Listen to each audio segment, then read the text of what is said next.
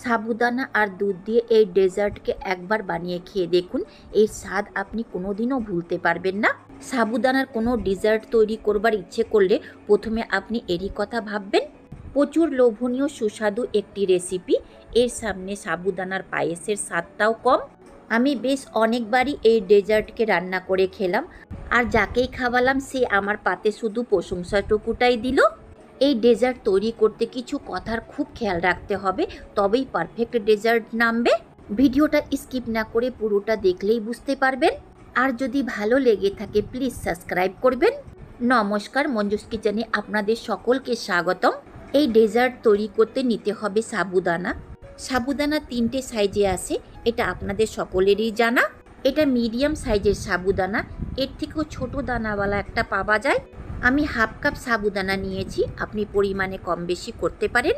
এর ডেজার্ট তৈরি করার আগে একে ভালো করে ধুয়ে নিতে হবে। এর গায়ে সাদা রঙের ডাস্ট লেগে থাকে, ধুতে গেলে জলের সাথে মিশে বেরিয়ে যায়। দেখুন হাতের মধ্যে ডাস্টগুলো লেগে গেছে, একে ধুয়ে বের করে দিতে হবে। একে বেশ জল পাল্টে পাল্টে ধুয়ে নিয়েছি। একে কতক্ষণ ভিজিয়ে রাখতে হবে? ঠান্ডা জলে ভিজাবেন না গরম জলে? সাবুদানার গোল গোল বল তৈরি করতে চাইলে একে গরম জলে ভিজিয়ে রাখতে হবে 15 থেকে 20 মিনিট পর্যন্ত। এবার কতটা জলে একে ভিজিয়ে রাখতে হবে? যতটা সাবুদানা নেবেন তার থেকে একটু কম গরম জল দেবেন। গরম জলে সাবুদানা ভিজতে খুব একটা সময় লাগে না। 20 মিনিটের পর ঢাকাটা সরিয়ে দিতে হবে, আর চামচ দিয়ে সাবুদানাকে নেড়ে দেখে নিতে হবে। দেখুন সাবুদানার মধ্যে একটা দলা ভাব এসছে। এই দলা ভাব যদি না থাকে তো সাবুদানার বল তৈরি করতে একটু কষ্ট হবে। এর মধ্যে দেব 2 টেবিল স্পুন মিল্ক পাউডার। এটা দিলে স্বাদের সঙ্গে একটা আঠালো ভাবও আসবে সাবুদানাতে। আর 2 টেবিল স্পুন চিনি পাউডার বা স্বাদ মতো। আর একে চটজলদি চটকে মেখে নিতে হবে। ভেজানো সাবুদানা কিছুটা হলেও ম্যাশ হবে।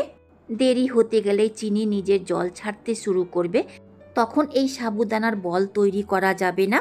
মেশাবার পর হাতটাকে ভালো করে ধুয়ে নিয়ে অল্প পরিমাণে ঘি মেখে নিতে হবে। আর অল্প করে সাবুদানার বেটার নিয়ে 2 হাতের তালুতে নিয়ে এইভাবে গোল করে নিতে হবে। একইভাবে সম্পূর্ণ সাবুদানার বল তৈরি করে নেব। সাবুদানার এই বল একটু বড় হয়ে গেছে, আপনি এর থেকে ছোটও করতে পারেন।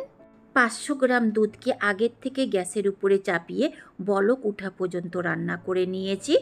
দুধকে গাঢ় হওয়া পর্যন্ত রান্না করব না, যদি আপনার ইচ্ছে হয় তো গাঢ় হওয়া পর্যন্ত রান্না করতে পারেন।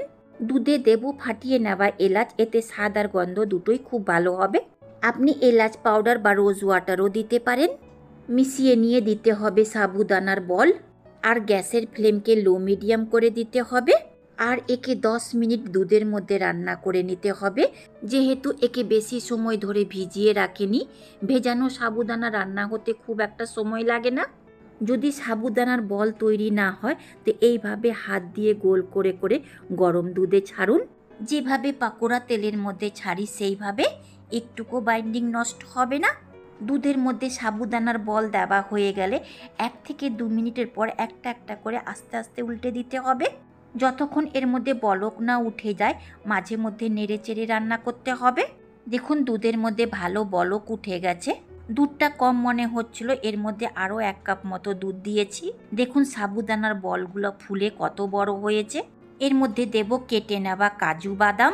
আপনি যে কোনো ড্রাই ফ্রুট দিতে পারেন, কিন্তু টক জাতীয় ড্রাই ফ্রুট দিবেন না, দুধটা কেটে যেতে পারে। দেখুন সাবুদানার বলগুলো সেদ্ধ হয়ে বেশ বড় বড় হয়ে গেছে। 10 মিনিট মতো রান্না করে নিয়েছি, দুধটাও দেখতে ঘন লাগছে। যতক্ষণ এই বলগুলো পুরোপুরি রান্না না হয়ে যায় ততক্ষণ চিনি পাউডার অ্যাড করবেন না। এর কুকিং প্রসেসটা বন্ধ হয়ে যাবে, তখন সাবুদানার বলগুলো খেতে শক্ত লাগবে। আমি 3 টেবিল স্পুন সুগার পাউডার দিয়েছি, আপনি গোটা চিনিও দিতে পারেন। ভালো করে মিশিয়ে সাবুদানার বলকে চামচে নিয়ে দেখে নিতে হবে কাঁচের মতো চকচক লাগছে কিনা। এই রকম চকচক দেখতে লাগতে গেলে বুঝে নিতে হবে সাবুদানার বল সেদ্ধ হয়ে গেছে। সুগার পাউডার দেওয়ার পর আরও 2 মিনিট মতো নেড়ে চেড়ে রান্না করে নিয়েছি। ওভেনকে অফ করে কিছুক্ষণ ঠান্ডা করে নেবার পর এর প্লেটিং করে নেব। তৈরি হয়ে গেল সাবুদানা কাঁচের পায়েস। একে গরম অবস্থাতে ছুতে যাবেন না, হাত পুড়ে যেতে পারে। দেখুন হাত দিয়ে চেপে দেখতে গেলে একদমই স্পঞ্জের মতো লাগছে। এই পায়েস দেখতে যেমন লোভনীয় লাগছে, খেতেও সুস্বাদু হয়। একবার বানিয়ে খেয়ে দেখুন, বারে বারে এইভাবেই বানিয়ে খাবেন আর সবাইকে খাওয়াবেন। এর গার্নিশিং করব কুচিয়ে নেওয়া পেস্তা আর কাজু দিয়ে। আপনি যে কোনো ড্রাই ফ্রুট দিয়ে গার্নিশিং করতে পারেন। অল্প পরিমাণে চেরি ফল দিয়েও গার্নিশিং করে নেব, দেখতে ভালো লাগবে। আপনি এর জায়গাতে কেশর দিতে পারেন। সাবুদানার কাঁচের পায়েস যেমন নাম তেমনই দেখতেও। আমি যেভাবে সাবুদানার কাঁচের পায়েসকে তৈরি করেছি সেই নিয়মগুলো মেনে যদি এই রেসিপিকে তৈরি করা যায়, একদমই পারফেক্ট নামবে। একে ফ্রিজে রেখে ঠান্ডা করে খাবেন, আরও সুস্বাদু লাগবে। কিন্তু এর মধ্যে বরফ দেবেন না। যদি ভালো লেগে থাকে লাইক কমেন্ট করবেন, পাশে আসা বেল আইকনকেও প্রেস করবেন। আমি যখনই কোনো নতুন ভিডিও আপলোড করব তার নোটিফিকেশান আপনি পাবেন। শেষ পর্যন্ত দেখার জন্য অনেক ধন্যবাদ।